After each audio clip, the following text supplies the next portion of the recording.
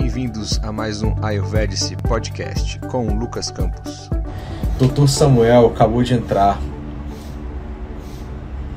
É isso, deixa eu chamar ele aqui e a gente começa.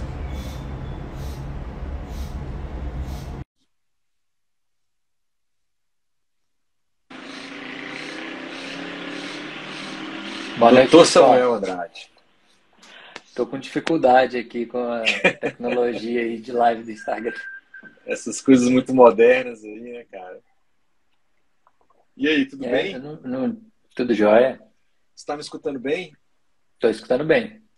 Mas Beleza. vou aumentar um pouquinho mais aqui. Eu vou aumentar o meu também, porque quando a gente começa a falar, ele dá uma ajustada. Pessoal, boa noite a todo mundo que está aí. O Dr. Samuel chegou aqui. Se vocês tiverem alguma dúvida, tá? Sejam bem-vindos aí. Só lembrando, eu falei no comecinho aqui, mas a gente vai transformar isso aqui num podcast. E depois, eventualmente, se você precisar sair e depois quiser escutar como podcast, chama Ayurvedic Podcast. Mari Penunes, minha irmã. Super boa noite. Mariana está aí acompanhando a presença ilustre. Mariana. Pessoal, vamos começar, Samuca? Vamos começar aqui. Vou te apresentar rapidamente.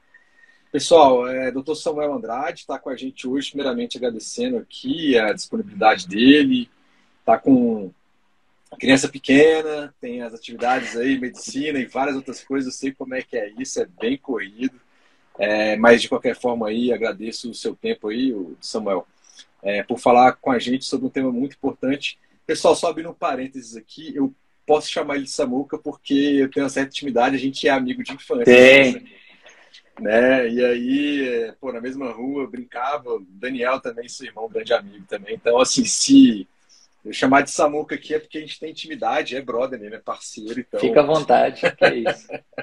E aí, pessoal, se vocês tiverem dúvidas aí também, coloquem no chat que a gente vai começando a falar. Samuca, se apresenta um pouco aí também, cara. Fala um pouquinho de você e a gente dá início aí à nossa live, nosso bate-papo. Obrigado, seja bem-vindo. Boa noite. É um prazer estar aqui, né? Poder contribuir, né, com esse tema que é tão importante. Eu acho que quem já passou por isso, como indivíduo, né, sofrendo com depressão e com uma tentativa de suicídio, sabe o que isso significa. E quem tem familiares e amigos também que passaram por isso, sabem o tanto que é um assunto sério, é um assunto delicado e que a gente tem que falar disso, né?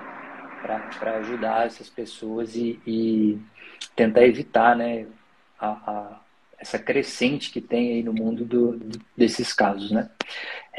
Bom, eu sou médico, formado pela Universidade Federal de Ouro Preto. Depois eu fiz residência em anestesia e eu acho que eu estou muito aqui hoje por causa do meu interesse em fisiologia. Gosto bastante mesmo, é um tema que sempre atraiu muito a minha atenção. E acaba que você entender um pouco de como que o cérebro funciona nesse estado, né, de depressão e eventualmente suicídio é importante, né? Isso facilita a nossa compreensão do que a gente tem que fazer para ajudar essas pessoas e também, né, no caso de a gente mesmo sofrer disso, como que a gente pode, né, otimizar aí, a resolução desse problema.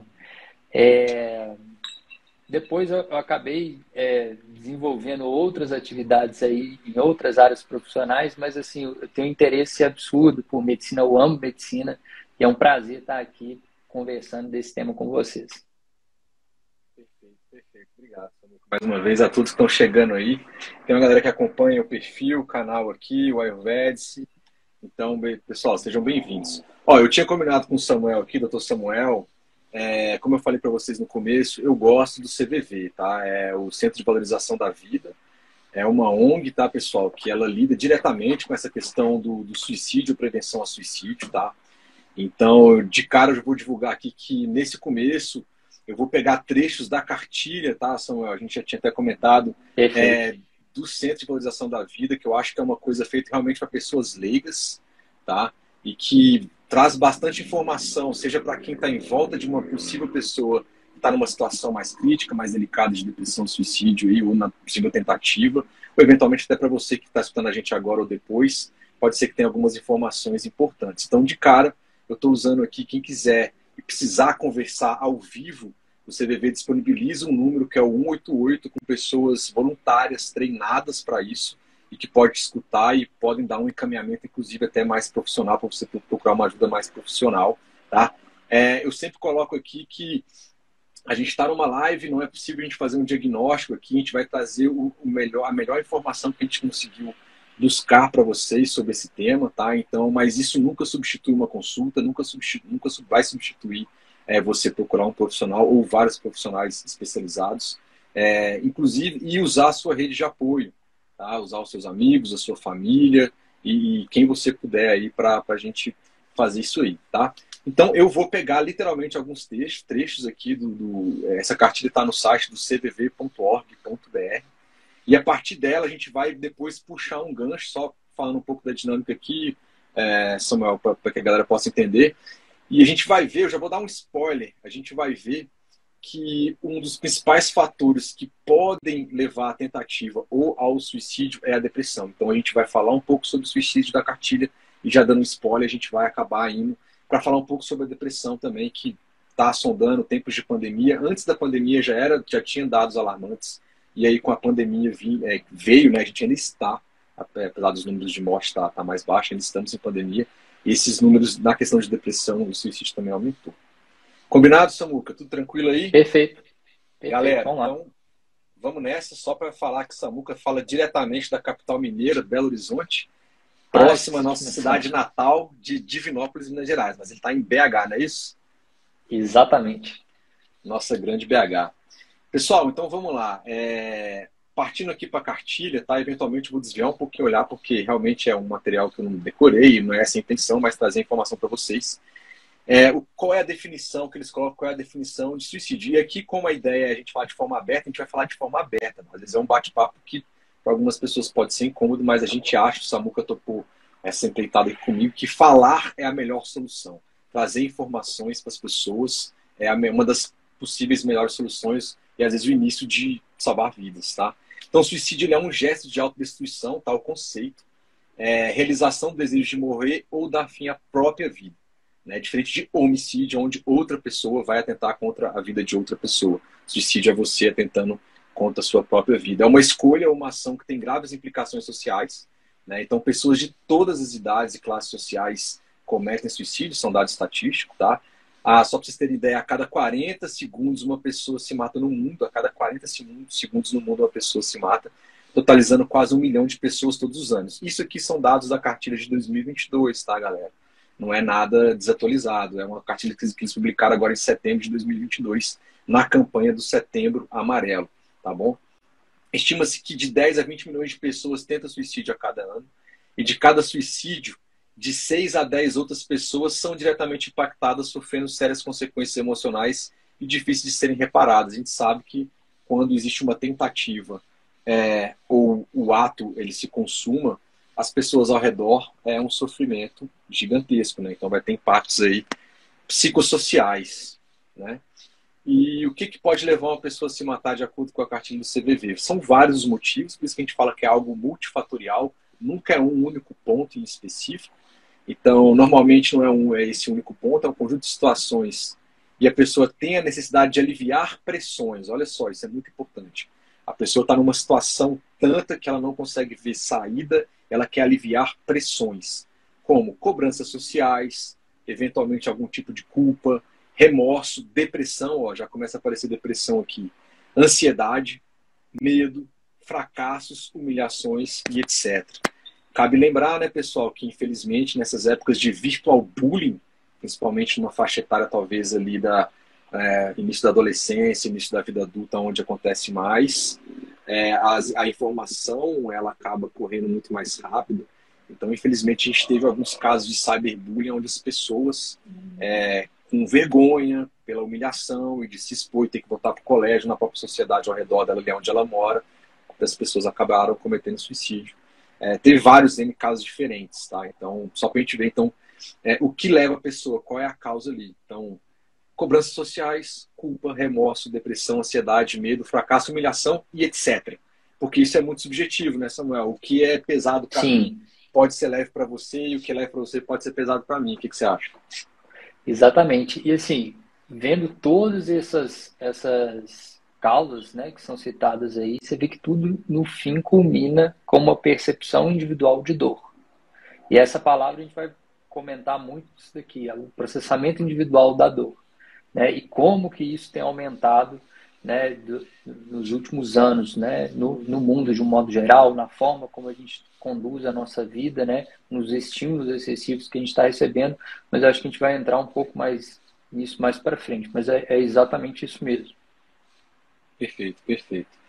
E como se sente quem quer se matar? O que coloca aqui, pessoal? No momento em que tem as ideais suicidas, a pessoa combina dois ou mais sentimentos ou ideias conflituosas. Por isso que eu falei, nunca é uma coisa só. Você acabou de falar, é uma dor muito aguda, mas o que está gerando essa dor, ou a pessoa não vê, geralmente é mais de um fator, é multifatorial. Por isso que é tão difícil lidar com isso e às vezes tentar prever, mas existem algumas coisas que a gente pode fazer aqui. Então é um estado interior chamado de ambivalência. O Samuca falou isso aí, a questão de qual é o conceito individual e subjetivo de dor, né, de sofrimento. E é um estado interior chamado de ambivalência e é comum que ela tenha a sensação de estar só, que eles chamam de uma solidão, sentido como um isolamento insuportável. Então, muita gente tem um desejo de revide ou imposição do mesmo sentimento negativo aos outros, querendo que sintam o mesmo que ela. Outras pessoas sentem vontade de desaparecer, ou de fugir, ou ir para um lugar, ou uma situação melhor, tá até aqui entre aspas aqui, né? Então, em quase todos os casos, não há necessariamente o desejo de morrer, isso é interessante, mas de interromper sofrimento, de alcançar a paz, de descanso, de um ponto final imediato aos tormentos que não terminam. Então, quando ele fala que não termina, é algo que está consecutivamente, vamos dizer assim, trazendo sofrimento e dor para aquela pessoa. Por não enxergar uma saída para a sua dor, a morte aparece como uma solução. Certo? Certíssimo, exatamente. O sentimento e o impulso suicida são normais? Olha só, isso aqui é interessante. Quando eu li a primeira vez, há 3 anos atrás, pensar em suicídio é uma coisa que faz parte da natureza humana. Olha isso. O impulso também é uma reação natural. Porém, é mais comum nas pessoas que estão exaustas por dentro. Olha só, por dentro. E emocionalmente fragilizadas diante de situações que despertam possibilidade de suicídio. No entanto, essas reações encontram resistência no instinto de sobrevivência, presente em todos nós. Então, é por isso que ele fala de ambivalência, ao mesmo tempo que as pessoas estão passando por momentos muito difíceis, que é algo às vezes muito subjetivo, isso pode ser vários fatores. Ao mesmo tempo, nós fomos feitos de uma forma geral para viver, para nos voltarmos para a vida. Aí começa essa ambivalência aí. Nesse conflito entre o desejo de acabar com o sofrimento e a vontade de viver, a possibilidade de buscar ajuda. Olha só, a lacuna que eles acham aí, nessa ambivalência onde vem ajuda. A possibilidade de buscar ajuda, desenvolver condições internas e evitar o ato extremo de acabar com a própria vida. Algum comentário aí, Samuca? Não, é isso que é interessante, né? Você vê que a vontade de viver ela é inata também, né? Por mais que você esteja com um sofrimento absurdo e você tenha essa ideação de cometer, né, um ato suicida, você sempre vai ter ali um freio muito forte, né? Que vem ali, vamos falar assim, no nosso programa, né? Natural, né? Nosso código-fonte. Nosso código-fonte ali dá uma travada, né? E acho que é aí que é exatamente esse freio, né? Que possibilita, né? Muitas vezes você vê que as tentativas de suicídio elas são muito maiores do que as conclusões de suicídio, né? Você leu lá no começo, são Isso. de 10 a 20 milhões de tentativas e 1 milhão, infelizmente 1 milhão consegue, mas por que os outros não conseguem? Porque você sempre tem esse ímpeto de querer viver, né? Então, acho que isso é bem traduzido pela própria estatística, né? Essa questão dessa ambivalência de querer morrer, mas o seu instinto querer te manter vivo. Ótimo, perfeito. Quem se mata mais, homens ou mulheres? Tá? Estatístico. Os homens normalmente se matam mais, embora as mulheres tentem mais. Então, tentativas de suicídio, a quantidade maior são de mulheres, e quem de fato consegue finalizar o ato, ou finalizar com a própria vida, são os homens. Eles colocam uma coisa bem importante também. Outro dado relevante é que homossexuais, bissexuais, transexuais têm índices maiores de suicídio. essas tendências estão ligadas a causas culturais e preconceitos sociais também. Então a gente vê que, dentre aquelas pressões que a gente leu ali, culpa, cobranças sociais, a gente vê que atinge também, as mulheres conseguem mais, mas atinge também os homossexuais, bissexuais, transexuais. E eu acho que tem muito a ver com relação à sociedade, né? Aí vem a questão de criação, da família da pessoa, o que foi imposto, o que não foi, o como ela está digerindo ou lidando com aquilo, né? Então, é Com alguma essa coisa, dor, algo né? importante. Com essa Sempre dor. tudo vai determinar, né? Vai culminar nisso, né? Nesse processamento da dor interna. E o que é interessante, né? A gente vai falar também sobre, mas assim, é algo que é muito interessante, assim, no meu ponto de ver, algo que é o que a capacidade ou a resiliência, talvez, mental das pessoas realmente é muito diferente, né? A capacidade, eventualmente, de eu conseguir superar algo que para uma pessoa seria inimaginável e vice-versa, isso realmente é individual, tem a ver com a forma de criação da pessoa, a sociedade que ela vive, as pressões que ela vive, ou aquilo que ela idealizou e aconteceu ou não aconteceu. Então, realmente é muito íntimo, por isso que é difícil, né, você tentar colocar, para resolver o suicídio, faça somente isso. Não é assim que funciona. Exatamente. A grande questão são o conjunto de experiências que a pessoa teve, né? Vamos falar, toda habilidade que você tem, todo skill que você tem na vida, ele é treinável, né? Então, assim, a resiliência ela é treinável, mas será que as oportunidades para a gente desenvolver a habilidade de ser resiliente são iguais entre as pessoas? Claramente não são. Se você teve uma rede de suporte quando na sua infância, né, uma família que te acolheu e que te protegeu e que te passou segurança, você vai desenvolver essa habilidade muito mais facilmente. E o contrário também é verdadeiro. Quem não teve nada disso não vai ter essa habilidade tão bem desenvolvida, né?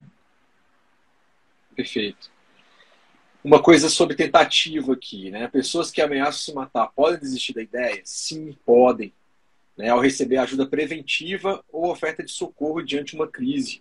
Elas podem reverter a situação ao colocar para fora seus sentimentos, as ideias e valores, alterando assim o seu estado anterior. Essa ajuda pode vir de pessoas comuns. Olha o que eu falei, lembra que a gente falou no começo? Pode vir de pessoas comuns. Óbvio que numa crise ou num tratamento ali, a participação de multiprofissionais da área de saúde, ali, o apoio da família, amigos, etc., e vai ter outros fatores ali, é importante, mas essa ajuda pode vir de pessoas comuns ou ligadas a organizações voluntárias, como o CVV, como eu falei aqui no começo, Centro de Valorização da Vida, que se dedicam à prevenção do suicídio. Então, são pessoas voluntárias que têm um papel importante para esse momento de desespero. O apoio também pode vir, muitas vezes é necessário sim, de profissionais, né? Então, contribuição muitas vezes indispensável, tá? Especialmente nos casos de descontrole e transtornos emocionais e mentais. Então, a atenção deve ser sempre redobrada no caso de pessoas que já tiveram tentativas anteriores. Essas duas possibilidades de ajuda voluntária e a profissional são reconhecidas no mundo inteiro, pois apresentam bons resultados. Ô, Samuca, eu vou fugir um pouco rapidamente aqui, cara. Você, Uhum. como médico, você acha que pode ter um estigma na sua experiência, o que você vê ao seu redor também aí nos hospitais e tal? Pode ter um estigma da pessoa tá passando por desse problema e ela tem um estigma de, não vou procurar um médico ou um psicólogo porque pode achar que eu sou doida, mas ela fica naquele sofrimento. Como é que é essa possibilidade, essa outra ambivalência, cara? Não, eu acho que sim. Eu acho que esse estigma ele existe mesmo, né? Eu acho que socialmente, né, o suicídio nunca foi tratado como um problema de saúde, né? Muito, né? Antigamente se falava como se fosse uma espécie de fraqueza, era motivo de vergonha para a família, né? Então, eu acho que esse tipo de reação, né, para quem não tem está tendo essa oportunidade, né, de ter essa discussão aberta, de entender que isso é um problema que merece a atenção de todos, né, e principalmente ali dos profissionais médicos para ajudar, ela pode ter esse estigma mesmo, né, e evitar de procurar por medo, por vergonha mesmo, né. Isso aí, sem dúvida, isso pode acontecer. E o que eu acho que é interessante o que você falou anteriormente, é a participação de todo mundo mesmo, né? De toda a rede. Assim, eu já passei por uma experiência, né, de ajudar um amigo nessa situação, né? E quem me contactou foi familiar, né? Então, assim, você chamar, quanto mais pessoa tiver ali no momento para acolher a pessoa, melhor, porque a própria pessoa que está nessa circunstância, né, pensando em suicidar, ela não vai te pedir ajuda diretamente, muitas vezes, né? Por esse motivo que você falou, dessa questão do estigma. Então, é muito importante, quanto mais você fortalece essa rede de apoio nesse momento, maior são as chances ali de você ter êxito ali, de recuperação da pessoa. Pessoas que tentam suicídio pedem socorro? Sim, é normal pedir ajuda em momentos críticos quando o suicídio parece uma saída, tá? Tá aqui. A vontade de viver aparece sempre, aquilo que a gente falou. Pessoal, a gente, por natureza, a gente foi feito para viver, para seguir a vida. Por isso que pode ter aquela ambivalência. Então ele coloca, a vontade de viver aparece sempre, resistindo ao desejo de se autodestruir. De forma inesperada, as pessoas se veem diante de sentimentos opostos, o que faz com que considere a possibilidade de lutar para continuar vivendo. Encontrar alguém que tenha disponibilidade para ouvir, ó, o Samuel acabou de falar, ouvir e compreender os sentimentos suicidas fortalece as intenções de viver. Muitas vezes esses pedidos não são expressos, acabamos de falar e reforça aqui, ó, não são expressos, mas sim alguns sinais difíceis de serem identificados, como mudanças de comportamento, abandono de atividades profissionais, hobbies, doação de coisas às quais ela tinha apego, a pessoa tinha apego, alternâncias repentinas de humor e etc. Ou frases soltas como, eles colocam aqui entre aspas, exemplos. Eu preferi estar morto, eu sou um perdedor e um peso para a vida dos outros. Os outros vão ser mais felizes sem mim, queria poder viajar e nunca mais voltar, uma coisa até sutil aqui. São sinais de difícil identificação, eles colocam, sinais de difícil identificação, especialmente para quem convive com a pessoa, razão pela qual não existem culpados ou responsáveis por não terem tido essa percepção, porque eu acho assim que deve ser uma barra, eventualmente numa família onde isso aconteceu, infelizmente acontece, e eventualmente fica aquela, como é que eu não notei, como é que eu não percebi isso, né? Então aqui eles dão algumas dicas, mas eles falam aqui mesmo que, olha, não é fácil, mesmo a gente dando essas dicas, a pessoa eventualmente transparecendo alguma possibilidade aqui, é algo complexo, é algo complexo. Exatamente. Olha só, quem está por perto, pode ajudar? Como? De que forma? Sim, pode. É preciso perder o medo de se aproximar das pessoas e oferecer ajuda. A pessoa que está numa crise suicida se percebe sozinha e isolada. Se um amigo se aproximar e perguntar, tem algo que eu possa fazer para te ajudar? Eles colocam aqui como uma possibilidade. A pessoa pode sentir uma abertura e desabafar. Tá? Então, nessa hora, ter alguém para conversar pode fazer uma grande diferença. O Samuca acabou de dar um exemplo aí. E qualquer um pode ser esse ombro amigo. Olha só, ele sublinha. Qualquer um pode ser esse, entre aspas, ombro amigo. Que ouve sem fazer críticas ou dar conselho. Escuta ativa, galera. Escuta ativa. Às vezes a pessoa vai falar alguma coisa que para você pode ser um grande absurdo, na sua visão. Lembra que a gente falou que isso é algo subjetivo. Você não tem que dar a sua opinião, você não tem que falar, mas isso é um absurdo, por que você vai fazer? Ou seja, é uma escuta ativa. E eles colocam, qualquer um pode ser esse ombro amigo, que é muito importante. Então, eventualmente, você pode, talvez, ser pego numa situação de alguém que não é tão conhecido. Né? E você, eventualmente, a pessoa pode pedir uma ajuda ali inesperada, ou você, enfim.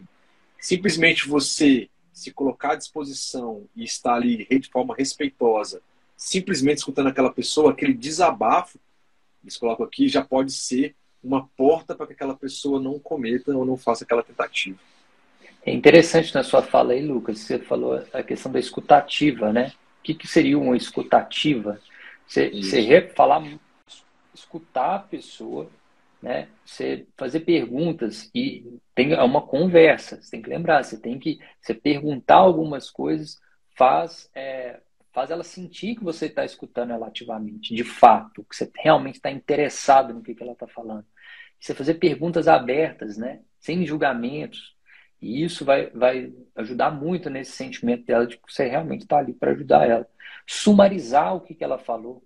Então, se ela te falou várias coisas, aí você contar o que ela falou com a sua palavra para ela ver que você realmente escutou o que ela está falando. Isso tudo potencializa, né, essa conversa, essa escuta ativa. Ela vai ver que teve aquela conexão, né? Eu acho que quando você falou bem legal aí, quando você dá uma sumarizada, sem colocar o seu ponto de vista, enfim, sem julgamento nenhum. Acho Sem que julgamento, isso gera sim. a conexão. E essa palavra, sem julgamentos, né? Sem julgamentos. Seja lá o que a pessoa estiver falando, deixa ela desabafar, se coloca ali. Perfeito. E tem um item muito legal aqui que eu achei, que eles colocam assim, o mundo atual tem influência no número de suicídios. Aí eles colocaram o seguinte, as estatísticas, só para quem está chegando, tá, galera? Eu estou literalmente transcrevendo ou lendo alguns textos aqui da cartilha do Centro de Valorização da Vida, tá? A cartilha falando abertamente do Setembro Amarelo de 2022. Eles colocam o seguinte, as estatísticas mostram que o suicídio cresce não somente por questões demográficas e populacionais, mas também por problemas sociais que prejudicam o bem-estar de cada um e que estimulam a autodestruição. Nossa sociedade vive com diversas situações de agressão, competição e insensibilidade. Campo fértil para que transtornos emocionais se desenvolvam. O principal antídoto para combater essa situação é o sentimento humanitário. Olha só, no Brasil, a média brasileira é de 6 a 7 mortes por 100 mil habitantes, bem abaixo da média mundial, entre 13 e 14 mortes por 100 mil habitantes. Mas o que preocupa é que, enquanto a média mundial permanece estável, esse número tem crescido no Brasil. Tá? E o maior aumento de suicídios, pessoal, é registrado entre jovens de 15 a 25 anos. Tá? Eu fui numa palestra no colégio do meu filho com um psicólogo, o Kingsley, né? Esqueci o nome, um psicólogo bem famoso até, e ele fala que essa faixa é até um pouquinho mais embaixo. Tá? A partir ali dos 11 anos de idade, o número de suicídio entre essa galerinha aí, os pré-adolescentes, adolescentes aí, e o início da vida adulta ali até os 25 anos, realmente é onde se concentra mais. E é onde as pessoas estão mais expostas, né? Essa questão de, igual eu falei, redes sociais, a cobrança cada vez mais, está na adolescência, eventualmente tem vestibular, e vem várias coisas, ou seja, a vida começa a cobrar, ou parecer que está cobrando aí, né? Então... É interessante, Lucas, ver que essa estatística, né, do restante do mundo aí, você ter muito mais mortes do que no Brasil, isso, e na hora que você olha, né, quais são os países onde você tem mais mortes por 100 mil pessoas, você vê que tem uma correlação com o desenvolvimento do país. E na hora que a gente for falar um pouco de mecanismo, né, de prazer e dor ali no sistema de recompensa, a gente vai, talvez, a gente pode inferir, não concluir, mas inferir que quando você tem muito acesso a muitos estímulos, muitos prazeres, que é muito mais comum em países mais desenvolvidos, você tem essa disrupção desse sistema, você vai aumentar os quadros depressivos e, consequentemente, também o maior número de mortes por suicídio. Sensacional. E eles colocam, pode ser prevenido o suicídio? A gente falou que sim. E eles colocam, segundo a OMS, a Organização Mundial de Saúde, a oferta de ajuda voluntária ou profissional pode ajudar nessa prevenção. No Brasil, existe uma política nacional de prevenção da automutilação e do suicídio. Foi regulamentada pela Lei 13.819 de 2019. Prevê a atuação conjunta de órgãos e profissionais de saúde, profissionais do ensino, conselhos tutelares, imprensa, órgãos de segurança e outros. Então a gente vê aqui, portanto, que sendo um problema social, exige a participação de vários agentes da sociedade. E ele coloca, óbvio, o CVV aqui é o que a gente está pegando nossa referência, é dessa rede aí que está participando, né? Eles estão nisso aí há quase 60 anos, eles colocam aqui, tá? Um outro ponto aqui, quem oferece ajuda para as pessoas com intenção de se matar? Aí eles colocam, geralmente as pessoas que precisam de ajuda podem recorrer a grupos especializados e voluntários ou a rede de saúde, né? Isso numa ajuda mais profissional, tá bom? Mas existem esses grupos de voluntários também, o CVV é um deles, de ajuda emocional gratuita. Então, eventualmente, se você está escutando depois ou está aqui agora, eventualmente precisar, é 188, são pessoas voluntárias que foram capacitados, treinados para ter esse primeiro contato aí e poder fazer um encaminhamento, tá?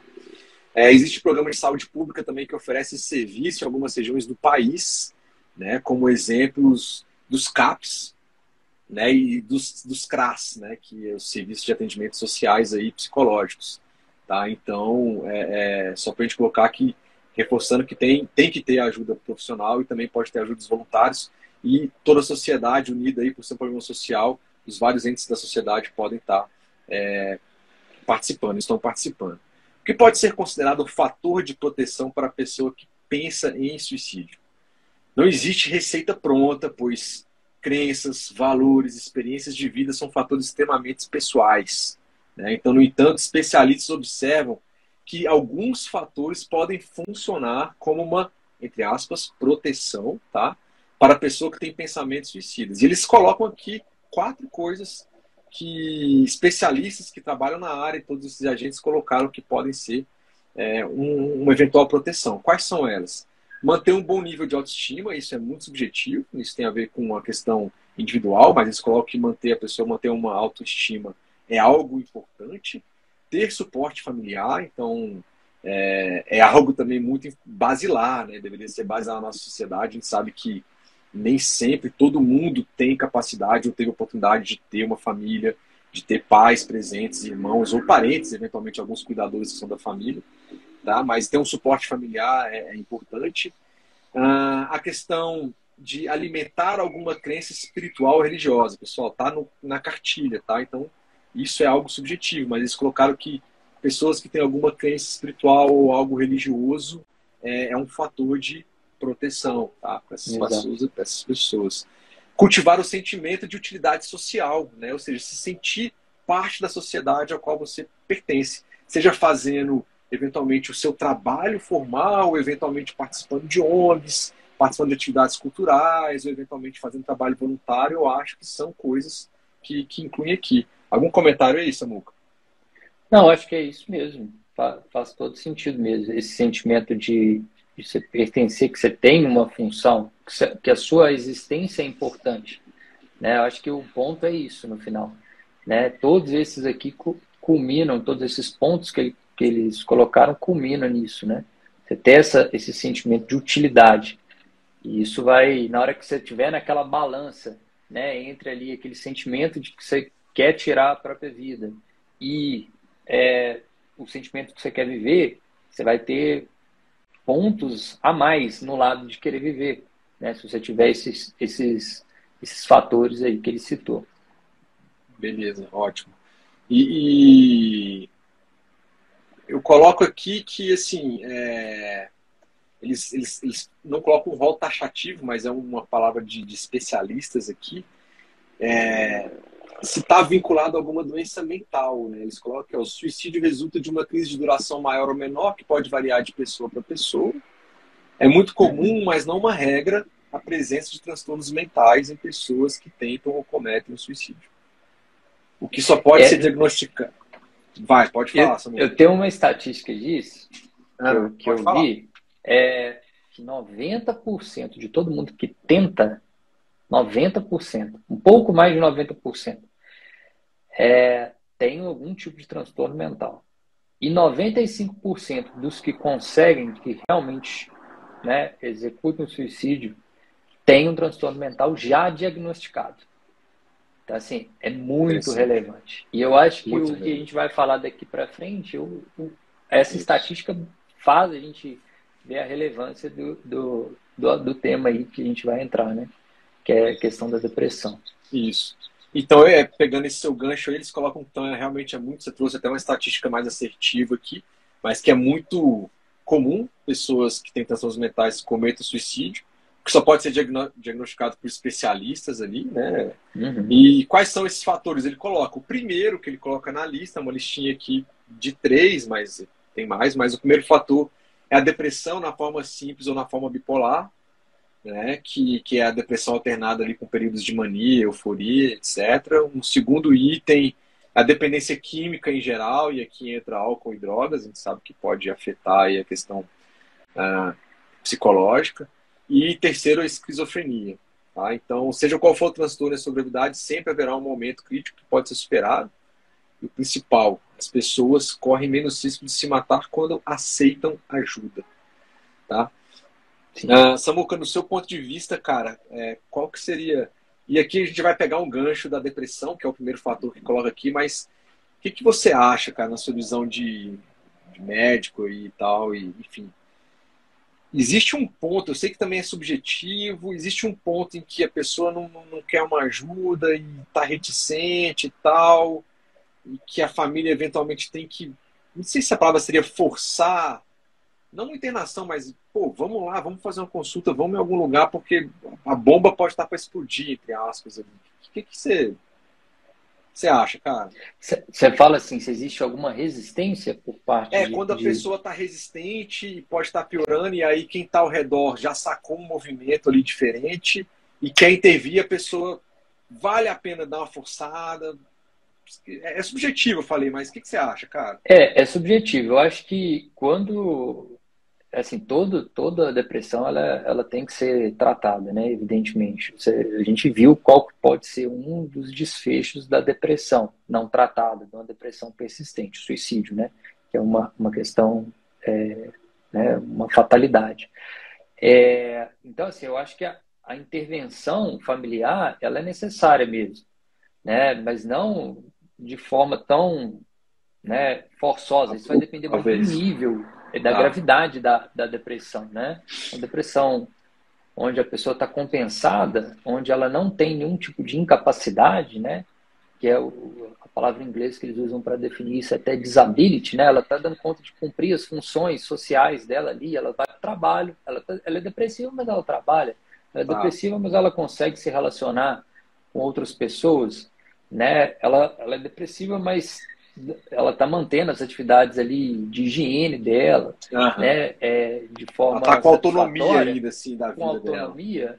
E isso, teoricamente, você não deveria, né, fazer uma intervenção severa, né, para, né, de ele pegar a pessoa mesmo e insistir. Mas nesses casos, quando isso é o contrário, né, ela tem um grau alto de comprometimento mesmo dessas funções, aí sim, sem sombra de dúvidas, a família, né, a rede de apoio tem que intervir, né, insistir com ela ali e eventualmente, dependendo do estágio, até ter internação mesmo. Isso não é tão incomum de acontecer. Bacana. E aí a gente pegou o gancho, né, para a gente então poder falar um pouco mais sobre esse primeiro fator, pelo menos aqui na cartilha, mas deve ser um deles, então, que é a depressão, né, que também é a gente tem estatísticas aí, vamos dizer assim, alarmantes Eu lembro que no ano passado eu gravei um podcast sobre isso, talvez você tenha um dado atualizado, mas que aumentou bastante, foi uma pesquisa até da USP, que eu acho, se não me engano, com a Fiocruz, e que dentro de 10 países, incluindo alguns países da Europa, Estados Unidos, Austrália, etc., aqui na América Latina, o Brasil era o que teve um maior aumento proporcional ali na questão de depressão, tá? Então, e tudo, óbvio que tem tudo a ver com a questão de pandemia e tal. E vamos falar um pouco de depressão, cara. O que é multifatorial. Então, assim, a gente estava num guarda-chuva muito grande, que é um suicídio também, é multifatorial. E a gente vai pegar um desse tópico que é depressão, e pode ser até meio recursivo, né? Mas é multifatorial também. Não acontece assim, eu acordei hoje, a gente pegou até qualquer doença, a gente começa a ter aqueles sintomas premonitórios, vamos dizer assim, né? Pô, uma gripe, às vezes você tá uma leve febre, vai escorrendo. Então, até a depressão, eventualmente, tem um caminho a se chegar ali, né? Você não acorda do dia e fala, estou com depressão hoje, né? E quais são os fatores que você acha que também pode, as causas raízes, vamos dizer assim, da depressão, cara? Sim, só comentando essa questão que você citou do Brasil, eu até levei um susto também, eu não sabia, não tinha, estudando um pouquinho os dados mais atuais a respeito de depressão, o Brasil, estima-se que 10% da população brasileira tenha algum episódio depressivo em 12 meses. Isso é muito. Então, vamos falar. O Brasil está com 220 milhões, 22 milhões de pessoas. É muita gente. É muita gente.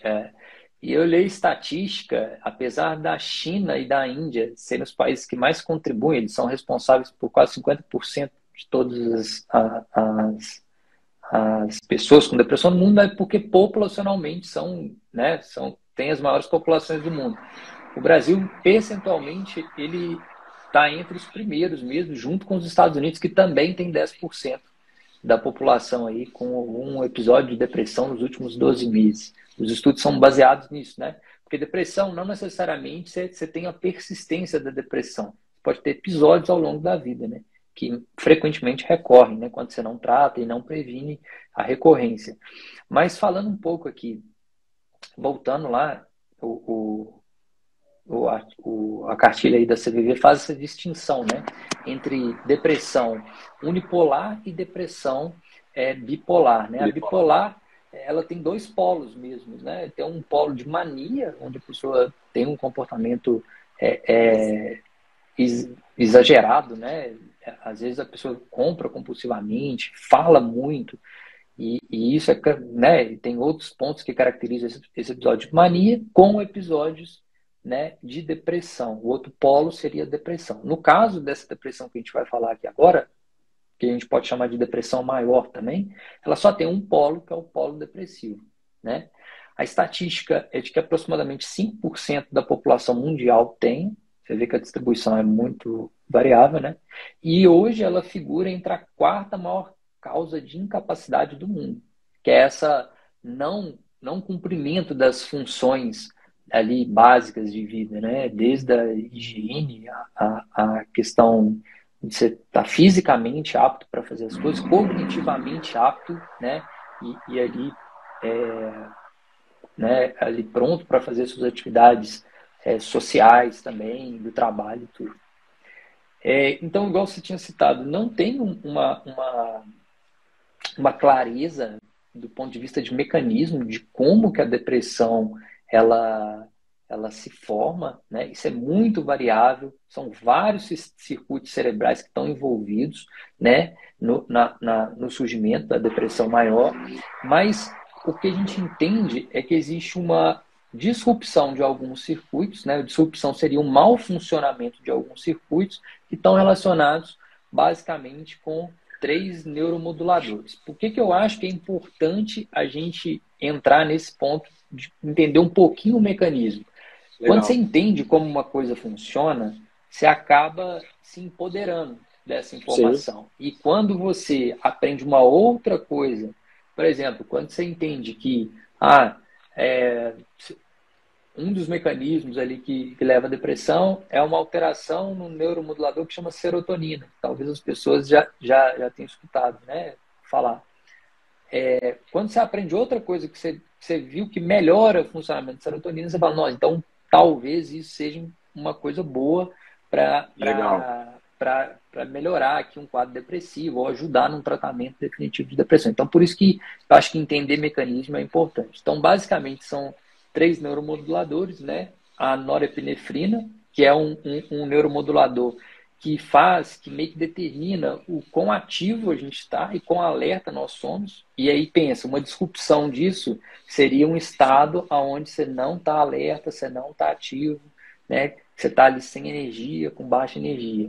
A dopamina, que é o neuromodulador que vai atuar nos circuitos que estão relacionados à motivação, né? A esse ímpeto de fazer as coisas, e isso também caracteriza a pessoa depressiva. Ela não tem esse ímpeto, essa motivação para executar, para fazer as coisas ali que ela tem que fazer no dia a dia. E por último, que eu já tinha citado antes, a serotonina, que está relacionado muito com a sua percepção dos seus próprios sentimentos e emoções, né? Que também é um componente, né? Essa disrupção das emoções e dos sentimentos é um componente aí dos quadros depressivos. Qualquer dúvida que o pessoal tiver, ou mesmo você, Lucas, se você quiser perguntar, né? Você pode me interromper sem problema nenhum.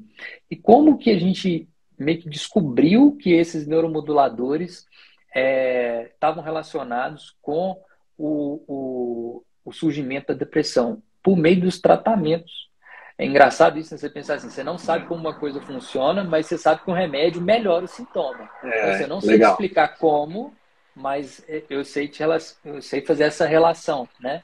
E essas medicações, que já tem mais aí de 70, 80 anos que surgiram as primeiras, elas alteram exatamente esses neuromoduladores, né? E isso culmina ali com a melhora dos sintomas. Né? Mas aí pensando um pouco mais amplamente, né? O que poderia causar essa disrupção? A gente não sabe exatamente aonde que é, mas causas para o mau funcionamento desses neuromoduladores, né? Eventos traumáticos, e aí né, que culminam com o aumento de cortisol, que é o hormônio do estresse. O excesso de cortisol ele vai atrapalhar o funcionamento desses neuromoduladores, desses circuitos cerebrais. E quanto mais eventos traumáticos você tem ao longo da vida, maior é a chance de, em algum momento, você precipitar um evento, um quadro depressivo, né? E é interessante isso, porque basicamente 5 grandes eventos traumáticos, né? Sei lá, uma perda de um ente muito querido, né? Sei lá, um problema no trabalho muito sério, né? É, uma questão familiar ou uma dívida muito grande, são eventos assim, que realmente geram um estresse, uma carga de estresse, não agudo, mas que perdura por um tempo. Né? Quanto mais você tem esse excesso de cortisol, maior você vai tendo essas alterações nesses circuitos e maior é a chance de você desenvolver um quadro depressivo. E quando a gente pensa em genética, porque tem genes que determinam a probabilidade, né, da pessoa ser mais ter a maior chance de desenvolver depressão ou não, o que eles fazem esses genes, né, eles diminuem o limiar desse número de eventos traumáticos. Então, a pessoa que tem um gene que favorece a depressão, o que ele vai fazer é precisar de menos eventos traumáticos para desenvolver depressão. Né? A pessoa, sei lá, precisaria de 5, eventualmente essa aí 2, 3, pode... 2, 3, ele já pode desencadear um quadro depressivo. Tá. Exatamente, isso seria. Outro fator, o aumento de cortisol crônico não associado a evento traumático. Então, assim, você não teve um evento que você define no tempo. Você fala assim, nossa, aconteceu aquilo e aquilo me deixou estressado por muito tempo. Mas talvez, assim, você tenha uma circunstância na sua vida, por exemplo, você trabalha com uma coisa que você não gosta. Perfeito. E aquilo não é um evento, aquilo é todo dia. Aquilo vai te consumindo ali, todo dia. E todo dia você libera cortisol pela insatisfação de estar fazendo uma coisa que você não gosta e tudo. E aí, eventualmente, essa pessoa vai desenvolver. E a gente vê, assim, quando a gente tem colega que não gosta, né, no meio de trabalho ali, que não gosta de fazer aquilo, você vê que a pessoa tem um humor mais depressivo e realmente, né, é bem provável que ela tenha depressão, né? Uma questão muito interessante, que é a inflamação sistêmica. O que é inflamação? Né? Vamos começar aqui a falar bem sucintamente. Inflamação é a resposta natural do corpo a algum tipo de insulto. Né? Quando você corta o dedo, né? Você olha assim, seu dedo fica inflamado. Né? E aí, isso faz parte do processo de regeneração. Mas uma inflamação crônica, né? Ela altera a função de qualquer tecido do corpo. Né? Então, assim, se você cortou ali o seu dedo e inflamou, e a inflamação foi persistindo, você vai gerar uma disfunção daquele dedo, você não vai dar conta de usar o dedo mais. Né? Sim. E a mesma coisa acontece no cérebro. Quando você tem processos inflamatórios crônicos no corpo, você vai alterar esses circuitos que estão relacionados ao humor e a esses sintomas que acontecem na depressão, e isso vai gerar, né, um quadro depressivo propriamente dito. É interessante porque quando você analisa as doenças que estão correlacionadas, né, que às vezes a pessoa tem uma condição que não é depressiva, mas acaba desenvolvendo depressão. Por exemplo, a pessoa está com câncer, um quadro de câncer. 4% de todos os pacientes que têm câncer desenvolvem um quadro depressivo. Não se sabe exatamente o mecanismo, mas pode-se inferir também que o câncer é uma doença inflamatória também, e isso poderia levar a um quadro de depressão. As doenças musculoesqueléticas, pessoa que tem artrite, que é uma doença inflamatória crônica, 40% das pessoas que têm artrite têm quadros depressivos também. Né? Então, assim, pode ter essa associação. E aí, uma coisa que todo mundo pode se perguntar, por que como que eu desenvolvo inflamação no meu corpo, né? Uma inflamação não intensa, que não é um processo reparativo do corpo. E aí a gente vai entrar em várias coisas, desde você fumar, consumo excessivo de bebida alcoólica, sedentarismo, alimentação, consumo de alimento, sono. Por quê? Porque no sono é um momento de reparação. Se você tem disrupção do sono, se a arquitetura do seu sono está comprometida, você vai aumentar o estado inflamatório, né? E mais para frente a gente vai ver o tanto que é trágico, né? Porque a depressão atrapalha o sono. E o sono que talvez poderia, né, melhorar a inflamação vai piorar ainda mais, isso vai retroalimentar ali, vai agravar ainda mais o quadro. E tem também outras alterações, como alterações hormonais, né? Você pode ter aumento de cortisol, que a gente falou, por eventos traumáticos ou por uma insatisfação na sua vida como um todo, mas tem doenças mesmo, que você tem produção aumentada de cortisol, né? Doenças genéticas mesmo que fazem essa alteração. E também o hormônio do tireoide. 20% de todo mundo que tem um primeiro diagnóstico de depressão tem níveis reduzidos do hormônio da tireoide, né? Então, você vê que tem... a gente não sabe separar uma única causa, mas tem várias teorias do que poderia influenciar ali a ocorrência de depressão ou não. Você quer fazer alguma pergunta? Cara, não, é uma observação aqui talvez de leigo, assim. O que a gente percebe é que quando eventualmente, no caso de algumas doenças, alguns fatores da vida que trazem uma insatisfação, seja eventualmente, sei lá, vou dar um exemplo talvez meio esdrúxulo, a pessoa eventualmente está, sei lá, sofreu um acidente e eventualmente amputou um membro, estou chutando alguma coisa, e aquilo tirou talvez aquela autonomia e etc, ou seja, houve um impacto mental daquilo e ela não... isso seria um exemplo. Um outro exemplo seria que igual a pessoa, obviamente, está com câncer. Pode ter a questão da inflamação em si, óbvio, e o tratamento, etc. Mas também vem, mais uma vez, a parte psicológica do medo. Vou morrer, eu não vou morrer, minha família, nananã. E pode tirar um pouco da autonomia dela. Se é uma pessoa que gostava do que faz o trabalho, de estar com as pessoas, e ela teve que sair daquela... Então, assim, apesar da parte física, neuroquímica, vamos dizer assim, e biológica simplesmente, eu acho que quando chega na parte de percepção que a pessoa pode perder aquela autonomia, isso acho que vai gerando esse estado de tristeza e vira um ciclo, talvez. A pessoa pode parar de dormir, etc. E óbvio que doenças como câncer, você falou, é curável. Tem vários cânceres que você faz tratamento, a pessoa pode sair daquele estado do câncer e aquela depressão pode ir embora, né? Eventualmente, a gente tem atletas aí, ou pessoas que sofreram amputações, etc., e passou por um momento de depressão e foi viver a vida, conseguiu superar aquilo e tal. Então, eu acho que essa questão da convivência, do social e da percepção de que você está perdendo algo ou que você não gosta daquilo que você está fazendo, isso pode ser para relacionamentos, para trabalho, para qualquer tipo de coisa, é o que pode levar também a essa percepção e a uma depressão. E aí é o aspecto mental em si, não só neuroquímico, né, cara? Exatamente. Sem sombra de dúvida. Na verdade, quando você olha isso, tem até uma figura interessante de um livro que chama Coerência, de um médico inglês que chama Alan Watkins. Ele coloca, né, o processo do comportamento humano, né, ele coloca como se fosse um iceberg, assim, o que você vê no final é o comportamento, né, o que a pessoa faz, como que ela se expressa na realidade. Mas embaixo, no iceberg, assim, ele coloca como a fisiologia, sendo uma grande parte, as emoções, depois os sentimentos e os pensamentos, e depois um pensamento leva a um comportamento. Você vê que não tem essa separação, na verdade. A gente fica tentando... Isso é muito comum na medicina, de um modo geral, você tentar compartimentalizar tudo e colocar isso dentro de um mecanismo, uma explicação, mas na verdade está tudo muito intricado.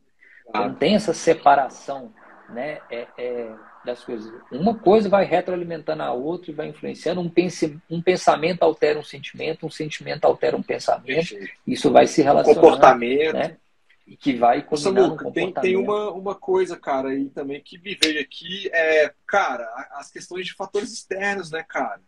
Sei lá, poluição, sol. Sim. Eu digo assim, são fatores que podem provocar coisas na gente, que pode levar a situações em que você pode vir alimentação, eu digo algo externo, e a gente podia entrar um pouco por esse gancho aí e falar desses fatores que podem ajudar a prevenir, não sei se seria prevenir uma palavra correta, mas ajudar ali no tratamento de uma pessoa que está já se tratando, ou prevenção. Como é que é? Isso, eu acho que essas questões comportamentais, elas são adjuvantes ao tratamento. A partir do momento que Tá, você tem um diagnóstico definido de depressão, feito por um especialista ali, competente, capacitado para fazer aquele diagnóstico, claro. no qual você já está com um tratamento que seja farmacológico, seja psicoterápico ou ambos, que Ambos. inclusive é o preferível, você fazer tanto a parte farmacológica quanto a psicoterápica associada, você ter estratégias adjuvantes que vão potencializar o resultado, isso é de extremo interesse de todo mundo, né? Várias dessas estratégias, no fim, culminam com a redução das doses das medicações, que são amplamente conhecidas por ter alguns efeitos colaterais, né, bem indesejáveis. Então, eu acho que é muito válido a gente falar disso e citar isso, né, no contexto de alguém que está doente. Agora, no contexto de quem não está doente, isso é de suma importância para você não ficar doente, para você diminuir a chance, né, mitigar aí o risco aí de você desenvolver depressão.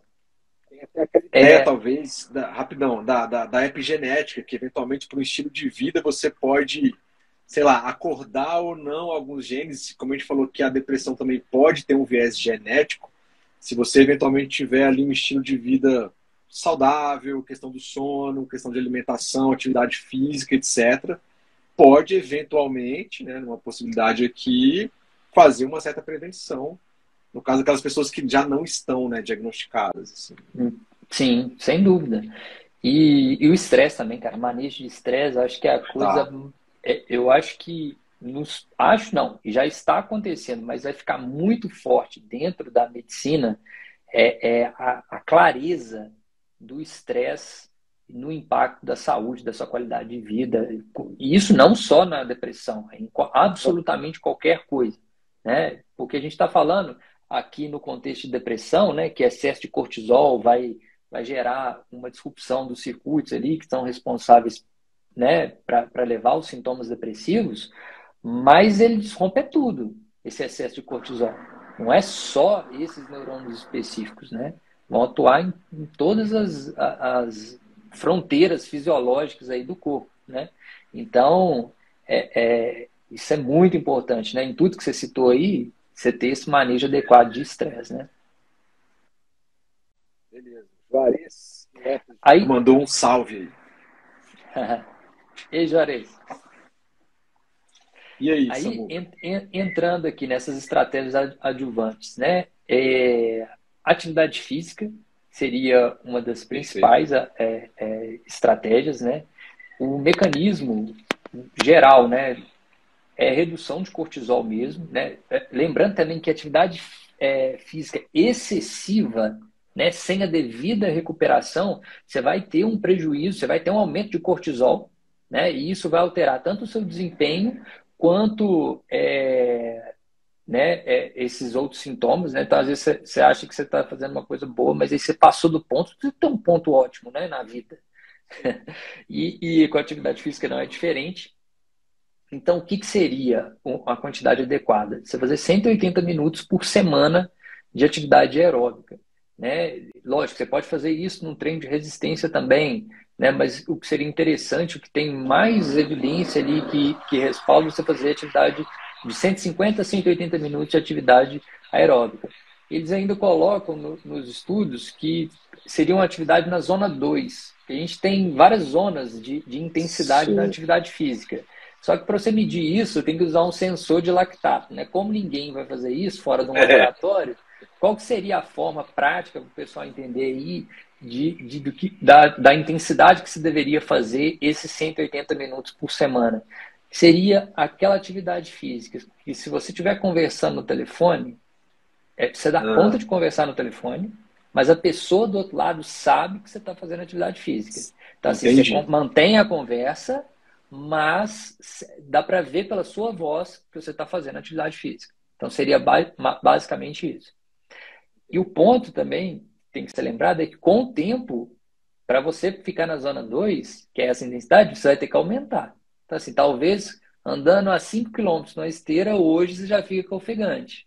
Mas depois de 3 meses fazendo isso, talvez você vai fazer com 7. Então, não fixar num valor ali que você colocou na esteira, na bicicleta, e sim nessa Olá, percepção cara. subjetiva de esforço.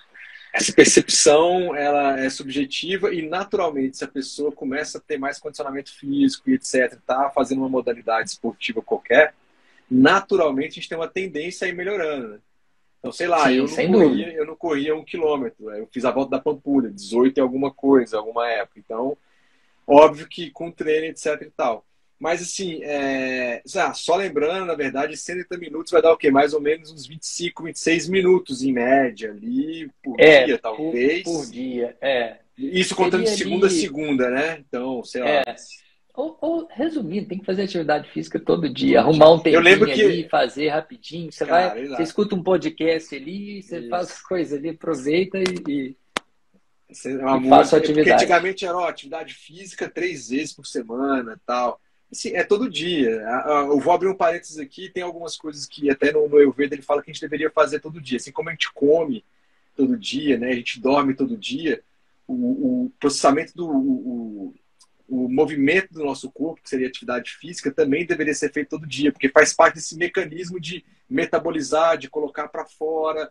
E ele, no Ayurveda, há 5 mil anos atrás, não falava dos metabólitos, Sim. eletro, não sei o quê, mas é de segunda a segunda. Assim como você dorme, você come, você Você faz as escova suas coisas dente, você tem diárias, que fazer escova essa dente. atividade. Exato. A gente tem que colocar aqui que realmente pode ser um desafio para muitas pessoas, e eu acho que vale a pena, né, Samu, que a gente fala, ó, se você faz 0, 1, 2 vezes pode ser um bom começo. E com o tempo, igual a gente acabou de falar, naturalmente, 3 vezes, 4 vezes. Se você já faz 3, pô, vai para 4. Daqui a pouco você está em Sim. 5. Porque eu falo isso porque atualmente estou numa pegada bacana, quase de segunda a segunda, mas estou voltando. E você vê que com o tempo você vai sentir falta, desde que você esteja naquela zona que você falou. Você não pode estar se estressando ao extremo de segunda a segunda, que vai acabar gerando até lesões, etc. Mas se você faz uma quantidade que é saudável para você ali, você sente falta às vezes quando você fica 2, 3 dias sem fazer, Total. quando você está no ritmo. É. E outra, vamos lá, Depois, Samuca, o custo-benefício de 25 minutos, cara, por dia, para você prevenir não só depressão, mas N outras coisas, vale muito é, a pena, velho, de 24 olha, horas. olha só, o que eu vou falar aqui é até um pouco polêmico. Como que eu me convenci a fazer atividade física todo dia? É estranho Vai. você escutar isso da boca de um médico, mas não foi pensando em saúde. Foi percebendo o tanto que eu desempenho melhor. Porque sabe, o que é o problema, muitas vezes, o que é o problema de pensar pela ótica de saúde para a maioria das pessoas?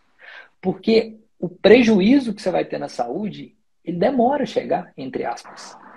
Tá. Não é porque você não está É a fazendo médio e longo atividade prazo, física, é. é longo prazo. Aham. É o mesmo problema dos investimentos. A pessoa não quer levar a Exato. coisa para o longo prazo. A saúde é o contrário.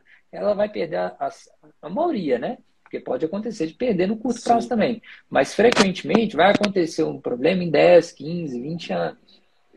E aí você não tem um estímulo. Se a sua visão for só pela perspectiva de daqui 20 anos eu vou ser saudável, vou continuar saudável, muitas vezes não vai engajar a pessoa. Mas o que engaja? Você perceber, você usar uma reflexão do seu dia. Comece seu dia fazendo 25 minutos de atividade física. Faz isso por um tempo. Depois para. Você vai falar assim, meu Deus do céu, não tem condição o tanto que eu trabalho melhor, o tanto que eu faço as minhas atividades melhor, que fico mais bem humorado. E aí você tem um motivo agudo para fazer atividade física, e não uma coisa que vai ser, minha Mais saúde imediato, daqui. né? Imediato, olha, Isso. se eu fizer 25 minutos de atividade física, 30 minutos por dia, eu vou viver melhor hoje. Não vou viver melhor daqui. Só que às vezes você precisa desse contraste. Porque o começo, quando você não faz nada e você vai começar, É é hard. difícil. É difícil, não é fácil. Mas depois, o exemplo que eu tenho mais recente disso é a minha esposa, Mariluz. Por causa da gravidez, ela fazia atividade física, mas é uma coisa mais regular. Por causa da gravidez, ela começou a fazer atividade física todo dia. E chega um momento na Nossa. gravidez, mais pro final da gravidez, que você tem que parar. Tá. Nossa senhora, ela sofreu. Convencer ela a parar, né? Pro bem Não, dela ela e do sofreu, ela sofreu muito. Ela, assim, ela não gostava de atividade física, ela começou a fazer todo dia, e no momento que ela teve que parar, porque já estava no estágio avançado da gravidez, Sim, ela sentiu muita falta, mas muita falta mesmo. olha só. A ponto assim, a pessoa que não gostava. E ela se queixar mesmo, assim, e de você ver a alteração no humor dela, assim, muito forte. Assim, o dia que ela não ia, eventualmente, durante a gestação, teve alguns dias que ela não foi, Claro, ela, claro. assim, o humor dela ela ficava muito estressada, muito nervosa e não sabia por quê. Aí era por quê? Ah, Porque não tinha ido na academia de manhã, não tinha feito esteira ali. claro, claro. Pô, maneiríssimo. Abrimos um parênteses aqui sobre atividade física e qual o próximo item aí Do das ponto de nossas vista prevenções? de nutrição, né? A gente citou lá no começo a questão de você não comer alimentos que vão gerar inflamação, né? E tem muita polêmica nisso aí, acho que não precisa de entrar em tanta polêmica. A questão é que é muito individual mesmo.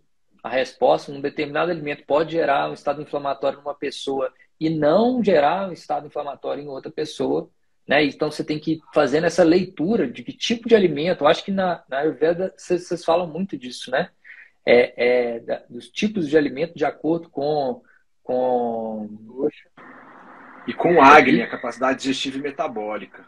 então, e isso é totalmente individual. Totalmente, né? A medicina tradicional, muita gente percebe nisso também, que você tem que fazer testes de prova. Você come um alimento, você não se sentiu bem, depois você tira, e aí você vai fazendo essa observação, né? Porque eu não posso chegar aqui e falar assim, ah, leite faz mal, né? Para ter algumas pessoas, sim, tem alergia Sim, ali, ela fica, não tem uma alergia clássica, mas ela fica mais inflamada, sente inflamado, e tem gente que é perfeito. A pessoa vai ver 95 anos tomando leite todo sim. dia e vai se dar É, super bem com leite, com muita sim. saúde. Né? Então a gente não pode entrar nesse ponto. Mas uma coisa que é clássica, alimento processado. Isso você pode eliminar da sua vida e não vai ter benefício nenhum. Eventualmente você comer, tudo bem, até por uma questão social, né? Mas isso ser sua rotina, qualquer Então, alimento Samu, ultraprocessado você isso. deveria eliminar.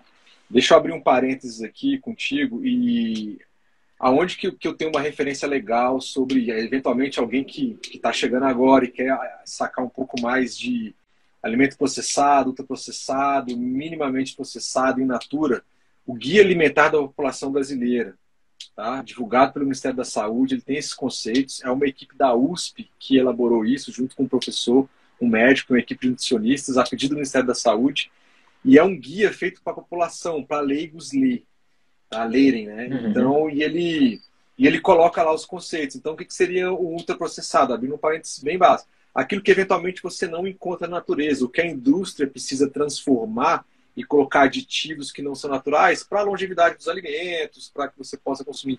E por N motivos que não cabe a gente estar nesses detalhes agora, isso vai inflamar corpo, isso pode trazer vários problemas, e é o que você colocou. Então, assim, dar prioridade, creio eu, a alimentos o mais in natura possível, e aí pode entrar os vegetais, hortifrutis, as frutas, etc. Ou seja, aquilo que a gente Uhum. encontra na natureza. Quer dizer que você vai virar um crudívero? Não, não, não é radicalizar assim.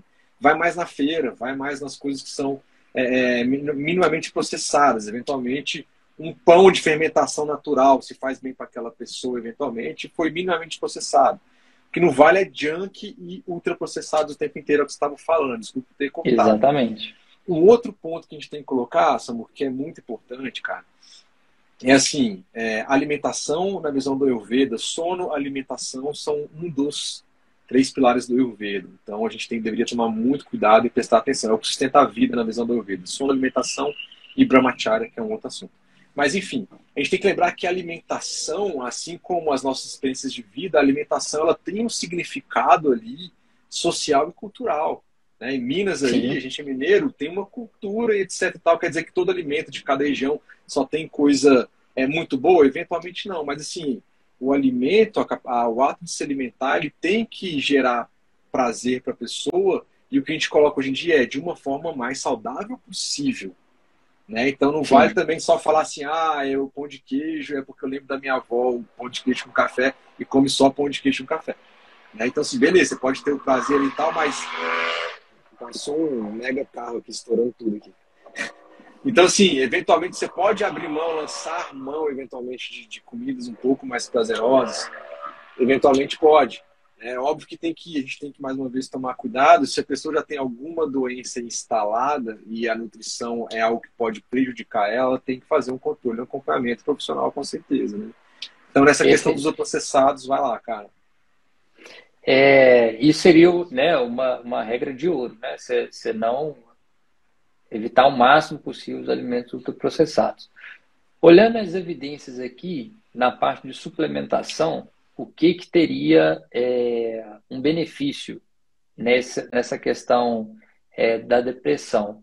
Suplementação ou consumo de alimentos ricos em ômega 3, né?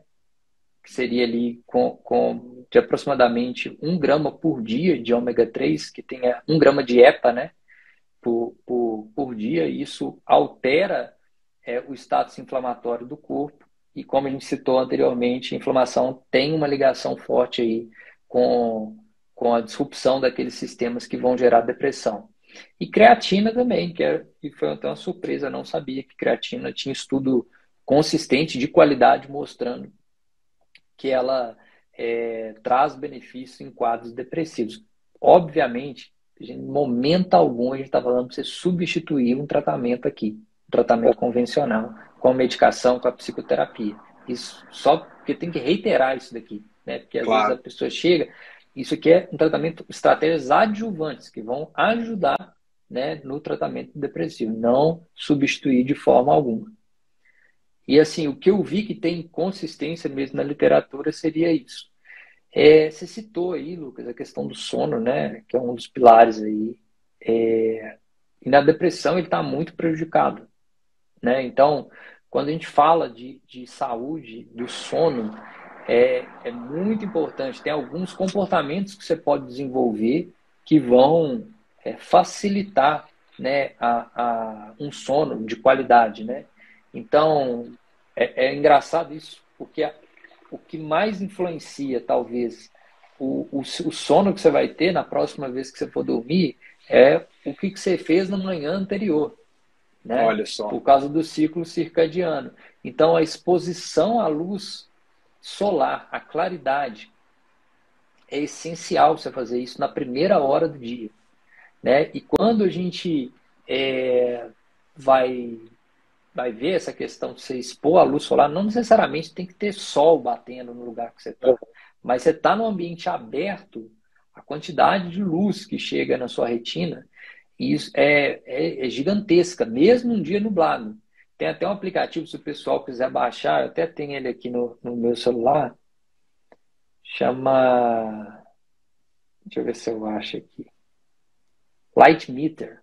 Então, é um aplicativo que ele mede a quantidade de luz do ambiente. Então, aqui, ó, se eu aponto aqui para a luz, eu tenho aqui 200 lux, que é a unidade de medida. Certo. Quando você está lá fora, mesmo num dia nublado, aqui é 200, né? Nessa luz que eu estou aqui no quarto. Num dia nublado, se eu chegar lá fora com o celular, é 10 mil. 10 mil a diferença. Muito num dia ensolarado, é 200 mil lux. E por que isso é importante? Porque você receber sol na sua retina, tem umas células na base da retina que vão regular a produção de melatonina. O pessoal está suplementando melatonina demais, aí isso, assim, não tem muita evidência para você fazer isso, né? Em alguns casos específicos, sim, mas para a grande maioria das pessoas, igual está ficando massificado a suplementação de melatonina, não deveria. O que você deveria fazer é na manhã.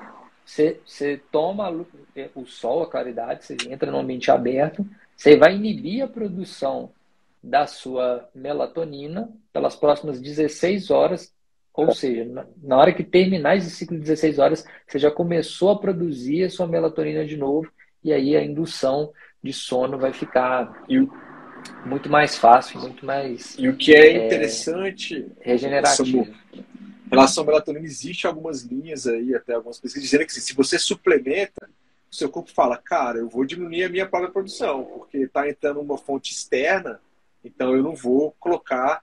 Então, por isso que você falou, tomar cuidado aí com a questão da suplementação da melatonina, pode ser que tenha benefício, tem algumas linhas que sim, mas tomar cuidado porque na suplementação existe algumas linhas que falam que se você suplementa, o corpo diminui a carga dele porque está entrando Sim. de uma fonte externa. Então, isso é um mecanismo natural do corpo, né? Natural De feedback do corpo, né? negativo, né? Se você está tomando um hormônio exógeno, né, que não está sendo produzido pelo próprio corpo, ele vai autorregular, né, e vai diminuir a produção endógena, né, tentando balancear isso, né? Então, de fato, isso aí, eu acho que as evidências científicas mostram que isso não tem benefício, salvo algumas situações específicas, Sim. igual jet lag, tem algumas situações, trabalhadores noturnos, tem algumas situações Sim. que faz sentido. Mas para a grande maioria das pessoas não faz sentido. O que você tem que fazer é sair de manhã na primeira hora do dia, você fazer ali a sua atividade, a sua exposição à claridade, né? Para você fazer essa regulação do sono. Eu acho que comportamental é isso, né? A gente falou de atividade física, da questão da nutrição, suplementação e o sono agora por último, que está muito envolvido nisso também, né? Exato, exatamente. Tem novos tratamentos também para depressão que surgiram, novas medicações, não, medicações antigas que estão sendo reavivadas. Que estão sendo ressignificadas dentro do tratamento da depressão. Uma, inclusive, eu conheço muito por ser anestesista, que é a ketamina, né?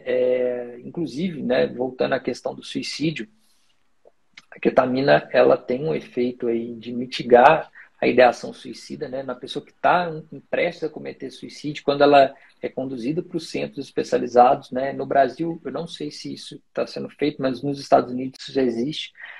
Eles administram ketamina e ela perde essa ideação, ela fica um tempo sem ter essa ideação suicida, variando, né? Varia de caso a caso, mas em média por uma semana, né? O que uma pessoa que estava prestes a cometer suicídio, isso é um efeito espetacular, né? Você ficar uma semana sem ter aquele sofrimento, aquela ideia, você pode reprocessar muita coisa, receber muita ajuda, né, nesse período. Então, é aquele gap que a gente falou, né? Abre uma possibilidade de intervenções outras. Exatamente. Nesse intervalo. Exatamente. Isso é bem interessante, essa questão da ketamina. A pessoa dorme uma semana mais melhor, se alimenta uma semana mais melhor, tenta fazer mais atividade física em uma semana, apoio familiar, ou seja, a rede toda que a gente falou até aqui pode ficar intervindo nesses intervalos. Sem dúvida. E as outras duas medicações, uma inclusive saiu um artigo no final de julho, que é o DMT e a psilocibina também, que são medicações alucinógenas, mas que, quando utilizadas num contexto de controlados, né, por uma equipe médica competente, profissionais, por psicólogos e seguidas de terapia, a evidência tem mostrado que a remissão de quadros graves de depressão, ela acontece em altos índices. Até 70% de remissão, o que é assim, um sucesso absoluto. Muito. Né? Para uma pessoa que está com uma extremamente desabilitada, né? Debilitada, e ela ter uma taxa dessa de recuperação é fantástico, né? Mas ainda está muito recente. Quem liberou o uso de DMT foi o Reino Unido. Eu vi esse artigo, inclusive, é de lá, mostrando isso.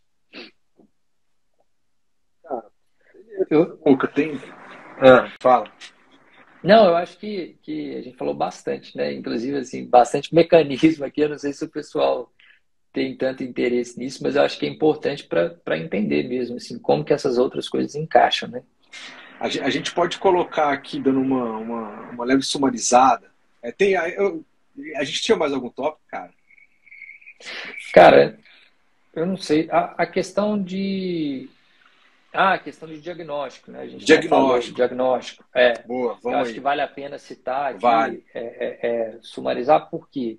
Porque talvez quem vai escutar a gente aí, né, no podcast, ou quem está presente aqui, pode estar passando por isso agora, né? E a pessoa pode ser um sinal de alerta. Ela ainda não está com um quadro depressivo completo, clássico ali, mas pode ter um sinal de alerta ali que vai fazer ela ter esse cuidado, né, de observar ou procurar um profissional, procurar ajuda aí de alguém capacitado para atendê-la. Então, o que é um episódio depressivo unipolar, né, depressão maior?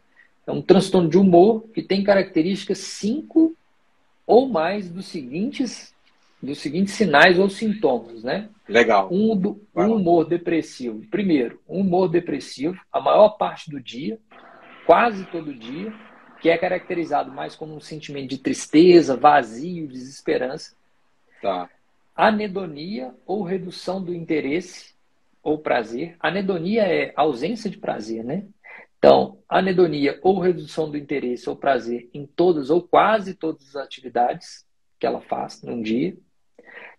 Aqui é interessante, perda de peso involuntária ou ganho de peso maior que 5%. Você vê o tanto que é diverso, né? De pessoa para pessoa, como é que espectro é muito algumas amplo. pessoas vai caracterizar a perda, a outra vai ganhar peso. E é o mesmo problema, né? Mas é diferente. Então, ganho de peso maior que 5% em um mês, ou aumento ou diminuição do apetite, mais uma vez aí bem dual, né? Variado. De novo, insônia. Quarto característica, insônia ou hipersonolência, opostos também, Os mas extremos. você pode apresentar. Fadiga, né? Que é um estado aí de baixa energia, baixa vontade, né, de fazer qualquer tipo de atividade. Sentimento de falta de valor ou culpa excessiva, uma autodepreciação, né? Que pode ser até ilusória. Isso aqui é interessantíssimo, essa questão de ser ilusória. A pessoa cria uma história na cabeça dela, na qual ela se desvaloriza. Ela tira qualquer tipo de mérito, qualquer tipo de coisa positiva que alguém poderia pensar a respeito dela. Ela cria uma história para justificar aquilo ali como isso aí é o acaso que aconteceu, isso não é porque eu sou uma pessoa... eu não sou uma pessoa capaz, eu não sou uma pessoa boa, e isso que você está falando aí é o acaso. Então ela cria circunstâncias... E o mais interessante é que ela realmente acredita na história. Acredita naquilo. Por mais que tenha alguém então externo a ela que fale que não, ela entrou naquela história e se mantém lá. Né? E se mantém de autodepreciação, dessa percepção negativa a respeito de si mesmo. Redução da capacidade de concentração e indecisão, que é muito comum hoje, inclusive, né? Esse é um sintoma que muitas pessoas queixam, redução da capacidade de concentração. E pensamentos recorrentes de morte. Você vê o tanto que depressão, né, unipolar está relacionado com o suicídio. É um dos 9 critérios. Se você tem 5 ou mais desses 9, você já até fecha um quadro de episódio depressivo unipolar. Certo? Reforçar que se eventualmente alguém estiver escutando aqui não é diagnóstico, não é nada, a gente está trazendo. Se a pessoa eventualmente achar que deve, procura um profissional, né, capacitado, e se ligou um alerta ali, vai lá, procura, corre atrás, pede ajuda, vai lá, segue aí. E adicionalmente a isso, né, você ter prejuízo das suas atividades físicas e cognitivas diárias mesmo. Né? Você realmente não vai dar conta de fazer quão bem você fazia antes as atividades que você tem para fazer no dia. Não, mas eu fazia isso aqui todo dia muito bem, eu fazia essa atividade, eu tinha um desempenho excelente e isso fica prejudicado. Então, é ter esses fatores e isso realmente afetar ali a sua capacidade, sua funcionalidade no seu dia a dia mesmo. Perfeito, cara. Perfeito, muito bom. Alguma outro ponto aí, Samuca? Que o meu zap aqui eu fechei, cara. Não, acho que é isso mesmo. Acho que a gente passou. Cara, eu queria... Pode falar. Não, eu queria só... acho que você ia fazer, você ia dar uma resumida. A gente falou aqui, só para quem chegou agora, eventualmente, a gente está no final, já no final da live. A ideia, a gente falou sobre aqui a cartilha do CVV, que é o Centro de Valorização da Vida. Então, eventualmente, se você precisa de uma ajuda, está escutando isso ao vivo ou depois na gravação, que vai virar um podcast. 188, tá? Eles têm a capacidade de ajudar e fazer encaminhamentos. A gente viu que um dos fatores que mais podem levar ao suicídio ou à sua tentativa é a depressão. A gente entrou aqui nesse rol de depressão, né, Samuca? A gente falou ali de Exato. alguns aspectos bioquímicos, neurológicos, de uma forma bem tranquila e razoável ali. A gente falou de alguns fatores de prevenção, tá? Que a gente falou que a alimentação é importante, a atividade física é muito importante, a questão do sono é muito importante também, né? Complementa aí, Samuca. Teve a questão da suplementação, né, Isso. de ômega 3 e creatina, e esses tratamentos, né, novos aí que estão surgindo a respeito, que são bem promissores aí, que estão surgindo aí. É uma esperança aí para quem tem depressão grave, depressão persistente, né, que não se resolve só com a questão farmacológica e né, com as medicações e com a psicoterapia. Tá surgindo um novo horizonte aí de tratamento que vai, né, tá trazendo uma nova perspectiva aí para essas pessoas, o que é muito bom, né? Perfeito. Cara, para a gente finalizar, no item que a gente deu da cartilha do CVV, eles colocam uma coisa aqui que é o seguinte, né? Que eu vou repetir, tem pessoas que chegaram agora, e eles falam que pode ser considerado para proteção para uma pessoa que pensa em suicídio. E os especialistas ali colocaram 4 coisas: manter a autoestima, ter suporte familiar, alimentar alguma crença espiritual religiosa, cultivar um sentimento de utilidade social. Particularmente, eu venho de uma criação, né? Então vou abrir um parênteses aqui, de uma criação, acho que a tia Andréia está aqui, oi, minha mãe, família está aqui, né? Se eu começar a ser igual o show da Xuxa, né? Eu queria mandar um beijo para não sei quem, mas obrigado por todo mundo estar aqui. Todos da família conhecem você. Mas então, assim, eu tenho uma grande satisfação de dizer que, pelo menos na questão desse suporte familiar, que é um desses pilares aqui, a gente teve uma crença espiritual e religiosa, né? E aqui não precisa entrar no mérito de qual seja. O que eu acho que é importante, pelo menos para mim, agora estou falando pessoalmente, eu acho que isso realmente é muito importante, faz parte, porque se eventualmente você chega em momentos da sua vida que, como eles disseram lá, que você acha que não tem saído, a coisa está muito difícil, e você saber que tem algo a mais, ou você pode se conectar com algo a mais, ou usar mais este recurso, né, para mim, particularmente, faz muito sentido. E aí você sabe ali que depois a gente foi lá para a questão do yoga e meditação, então eu acredito muito, o Ayurveda fala muito na questão, e lembrando que o Ayurveda no Brasil é considerado pelo Ministério da Saúde como uma prática integrativa e complementar, como você falou, caso eventualmente alguém vá usar, tem que ser complementar um tratamento oficial e tradicional.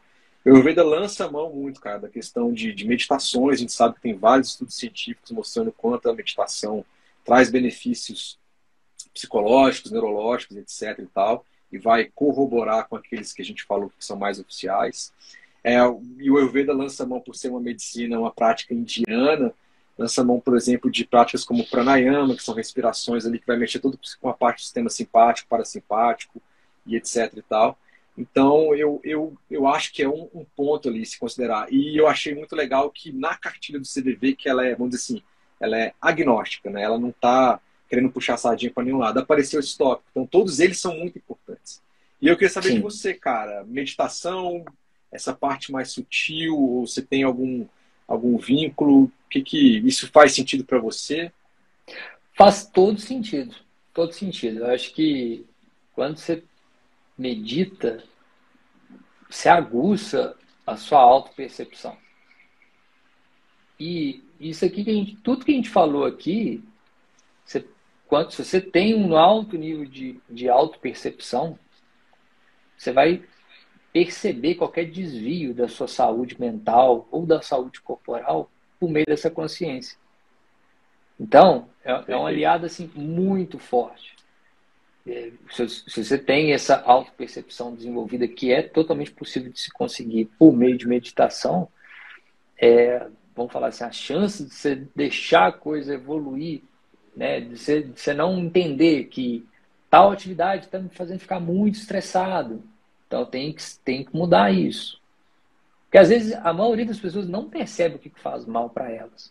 As pessoas não entendem que comer uma coisa extremamente processada ali, na hora que ela come, aquilo ali não faz bem para ela, né? Então, essa autopercepção, talvez, se fosse pessoalmente, né? Isso não tem nenhuma evidência que respalde isso que eu vou falar. Pessoalmente, talvez isso é a coisa mais importante. Esse autoconhecimento, essa autopercepção. É isso que vai evitar de um problema pequeno, um desconforto ali momentâneo, virar um problema gigantesco. Só queria colocar isso. E o Ayurveda coloca isso, cara. A primeira coisa que a gente deveria fazer pela manhã não é pegar um telefone celular e ver se tem mensagem de zap ou ver se teve likes ou não. A gente deveria se conectar, né? E é propício a isso. Então, obviamente, cada um na sua forma. Pode ser simplesmente uma meditação não religiosa, nenhuma ligação com religião, ou pode ser, caso essa pessoa tenha uma predisposição ou acredite naquilo, pode, e se for o caso, ser algo religioso. Mas no sentido de aquela pausa inicial da manhã é se perceber e falar assim, cara, tô bem, digeri, dormi bem, acordei estressado. Então, quando você tem essa capacidade, você começa a tomar decisões mais acertadas naquele dia. E é o que você falou, e aí é uma coisa que diariamente vai te dando capacidade de você ir arrumando o rumo ali, né? O prumo. Para onde que eu tô velejando? Se eu tô meio indigesto, por que eu vou bater um puta café da manhã, talvez? Se eu não dormir bem, em vez de eu meter várias doses, xícaras de café ou energéticos, por que eu não vou tentar, então, arrumar o sono da próxima noite que vai vir e fazer algumas práticas? Então, é exatamente o que você falou. E essas práticas, né, tem N práticas. Não precisa apontar nenhuma específica, mas meditação é uma, pranayamas é outra, mantras são outras, etc. Vai te dar simplesmente isso. Autocontrole, autorresponsabilidade, para você pegar a sua vida, as rédeas da sua vida, e não simplesmente delegar em 100%. Exatamente. Eu acho que essa conclusão foi excepcional. Beleza. Não, mas realmente, eu acho que foi assim, é um ponto que recentemente eu estou passando por isso, por essa questão de desenvolver essa autopercepção. Isso facilita demais a sua vida, na verdade. Você realmente comer na hora que você sente necessidade de comer, você perceber a qualidade do seu sono. Olha, então eu estou dormindo um pouco mais tarde, isso está prejudicando, ou eu não estou tomando a quantidade de sol que eu preciso tomar de manhã para o meu sono regular. Você ter isso é muito valioso. Perfeito. Né? Talvez seria a base de tudo, essa autopercepção aí. Beleza. Cara, meu fone tá acabando a bateria. Eu acho que a gente também já conseguiu falar bastante coisa. Você tá me escutando ainda, né? Tô escutando. Tá. Cara, então assim, primeiramente, mais uma vez, obrigado, cara, por você ter participado aí. Que isso, cara. Dá um grande abraço na Marilúcia aí, pô, saudade de todos vocês. A gente vai se encontrar em breve, espero. Não, vamos encontrar sim. Obrigado por todo mundo que veio aí também na live. Vai virar um podcast, depois eu mando o link. Família que tá aí mandando, Dedéia, vou mandar o link para vocês verem depois, pode ficar tranquilo. Tá, Samuca? Então, realmente, obrigado, cara. Acho que são palavras aí, a gente tenta trazer isso na maior boa vontade de querer informar. A gente foi bem responsável na questão do conteúdo que a gente fez, né? A gente se preparou, a gente trocou umas ideias antes. E obrigado mesmo, mais uma vez, cara, de coração. Valeu. Isso aí. Então, foi um prazerão participar aí. Espero que todo mundo goste. Isso aí. A gente vai se falando. Gente, obrigado mais uma vez. Grande abraço. E até a próxima. Espero você voltar, às vezes, com outro tema, hein, Samuca? Vamos voltar, mano. Então, sim. Obrigadão. Boa noite, gente. Grande abraço. Falou, tchau. então. Valeu. Até mais. Tchau. Tchau.